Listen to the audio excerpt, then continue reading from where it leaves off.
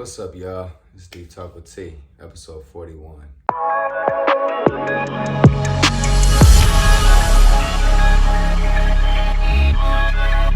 Today's topic of discussion is be present. Be present. So I got a story for y'all. I used to work at a hospital.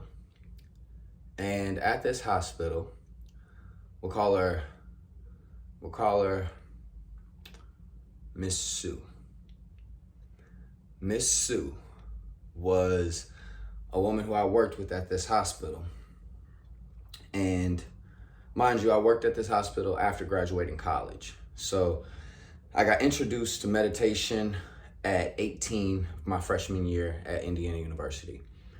And it changed my life. Not just the meditation itself, but a realization that I had right after the class from talking to the teacher. And I've talked about the story in the Enlightenment episode, my very first episode doing these.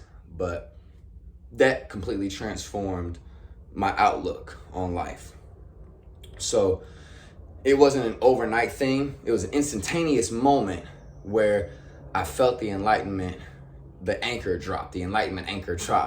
But it just got deeper, and I got more oriented to seeing the world through this new lens of not through the ego and seeing myself just as this limited sense of self, but through the eyes of eternity, so to speak. And I was able to sort of fall back, and it took a while to make sense of the orientation to life after that. So fast forward, I'm working at this hospital after I graduated college. Now it's been some years since I've been introduced to meditation at this point. I'm steeped in my practice. I don't necessarily sit every day in some seated position with my hands out like this going, but I learned I learned a bunch of different meditation techniques in this class. And things like moving meditation, eating meditation. So open-eyed meditation, where you are able to practice a meditative state with your eyes open and you be moving. So I took those things and I said, life can be practiced as a meditation form.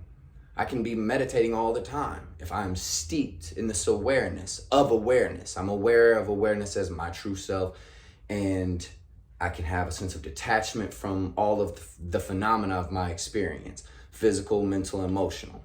You have physical sensations, you feel touch, unless you have congenital insensitivity. You feel the sensations of your body like alerting you to things, whether or not you're hungry, you're tired, you have to go to the bathroom. These are all sensations that you get. Same thing with the mental and physical and emotional. They're all sources of receiving information. So, having gained a sense of detachment from the phenomena of my experience, I felt like I was operating with this, I knew that I was operating with this as my core. Now, I get to meet Miss Sue. Miss Sue did not learn meditation in college. She didn't go to college. She was in college at the time in an online school. Miss Sue was a sweet woman.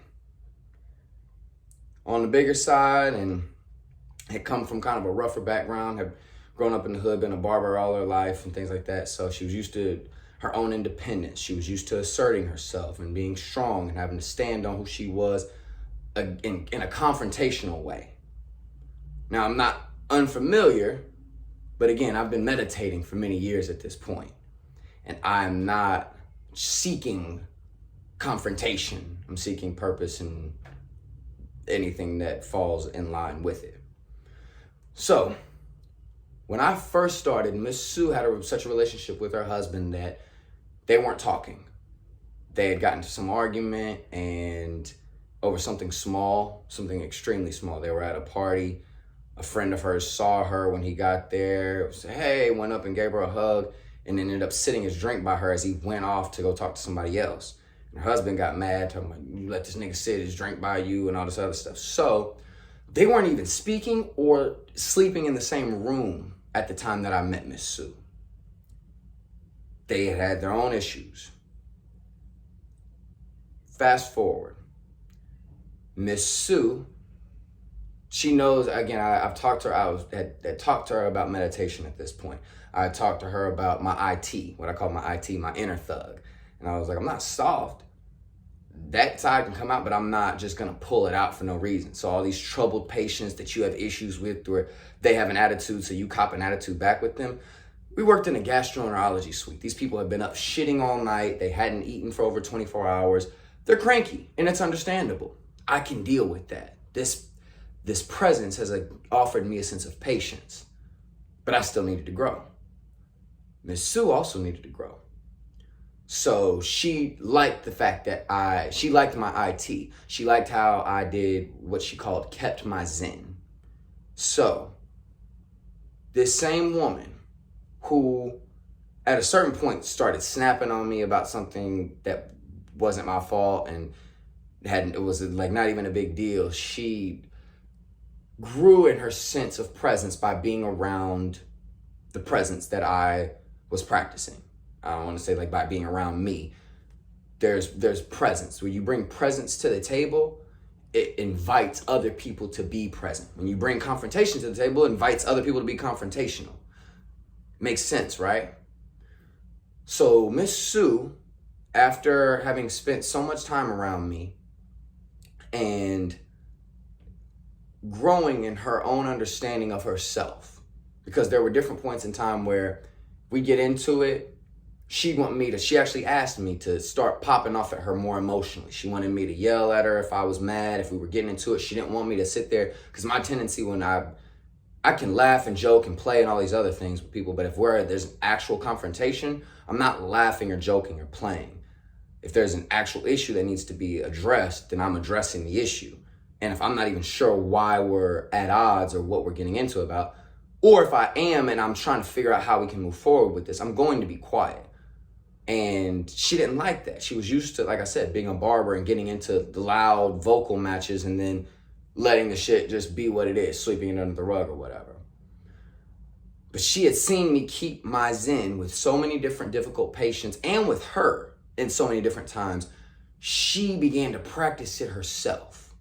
So Miss Sue, this same woman who at one point snapped on me about something that I didn't do, and she just had no other choice in her mind but to lash out, and was not speaking to her husband when I first met her, and they were at odds because of some minor petty shit.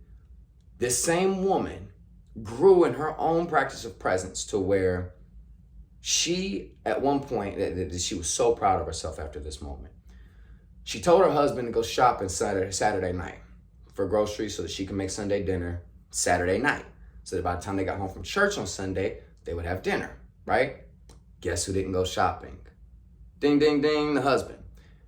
Guess who was cranky? She said, Tyler, now, when my husband gets hungry, he gets cranky. So we get home from Sunday the next day. We get home from church the next day on Sunday, and he ain't got no dinner. And he's starting to catch a little attitude, and I wanted to say, nigga, if you would have went shopping. She said, but Tyler, I didn't do that. So you know how the outside of the meatloaf, when you cook it, cooks a little bit faster? She said, I went and cut him off a slice from the outside. And I took it to him. And later, after he finished, he called me over and said, thank you, baby, and gave me a kiss. Same woman, same man, arguing over some small shit before because they're used to confrontation and used to having it out if you get into it with somebody. To the point where you may not talk to them for an indefinite period amount of time because you're stubborn and you don't really even know why. Because you're not being present. You're not being present, you're not being purposeful, and you're not being proactive. That's why. But that woman was proud of herself when she started practicing presence, and she did it in a stressful circumstance, and she proved to herself that she could be strong enough to not fall victim to someone else's bullshit. And then by being strong enough to not fall, she's able to lift not only herself up, but the people around her. That's just a small small instance of the power of presence. That's all life is. There's presence, and there's the paint on the canvas. There's the canvas of consciousness, that's presence, and all the paint that goes on it, from the physical, mental, and emotional avenues that we experience life through. Practicing presence, again, does not mean sitting there. Can it be that? Yes. Can that help? Yes. Is it the only way? Not by fucking far. Meditation looks like that. It looks like her taking a proactive step rather than a reactive step. Now, some people are going to be like, that nigga should have got it. He should have got it. Okay. We acknowledge that he should have got the groceries, but he didn't. So what's your follow-up? What happens when somebody in your life does something that you know they shouldn't have done? Or that they didn't do something that you know they should have? Do you react confrontationally? And are you reactive to it? Or do you respond proactively with a sense of presence and an awareness of what you want overall? She couldn't go back in time and change that. She knew that.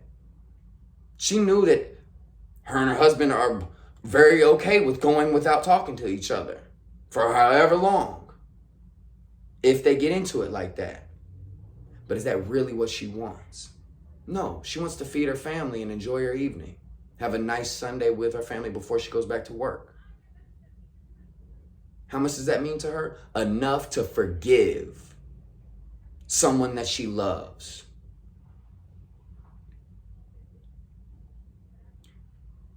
There's no substitute for presence. That's why people say the most valuable resource is time.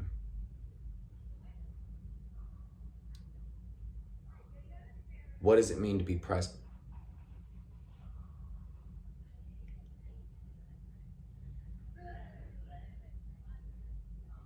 It's a practice.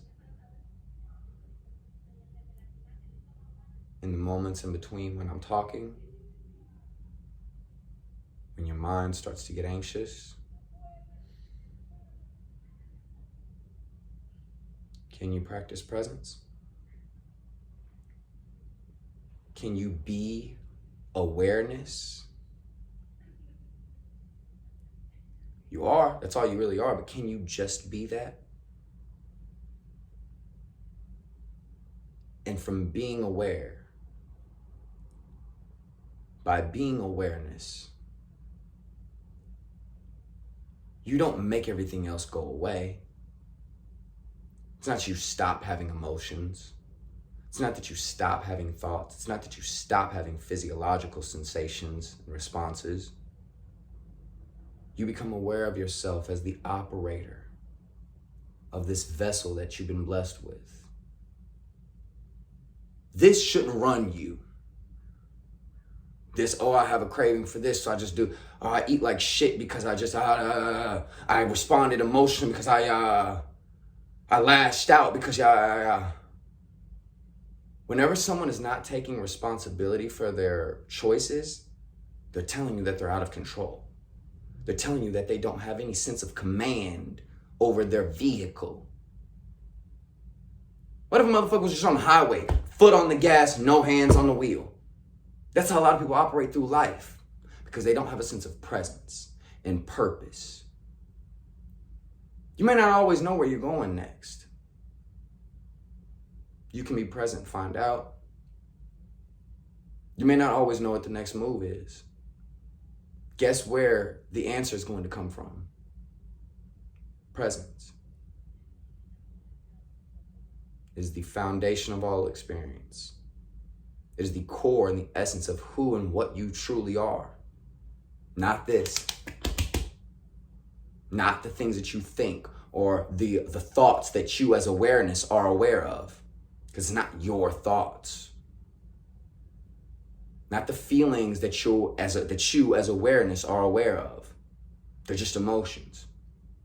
Are they powerful? Yes. Can you utilize them? Yes. Same way you can utilize your mind, your heart, your body. And I encourage you to. Pour all of yourself into what you do. In the words of the late, great Nipsey Hussle, whatever you do, homie, give your heart to it and stay strong. Pour yourself into your path.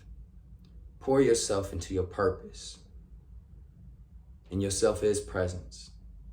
So be present. Pour your presence into all you do. The presence that you are. Pour it into what you do. And watch how it transforms your experience. Much love, y'all.